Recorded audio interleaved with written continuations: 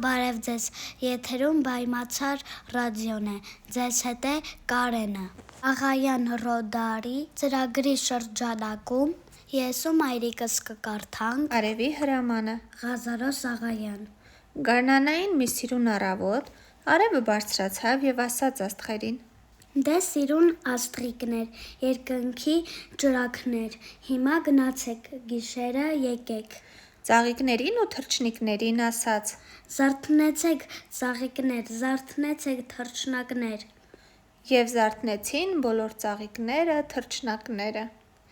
Ես պիտի երգեմ, Ասաց արտույտը, ես պիտի ծաղկեմ, ասաց վարդը, իսկ ես ինչ պիտի անեմ, ասաց մութ համպիկը։ չջրեմ երկինքը, Արևը պատասխանեց. թող երգի արտույտը, թող բացվի վարդը, իսկ մութ ամպիկը ջրով լիքը թող գնա հեռանա։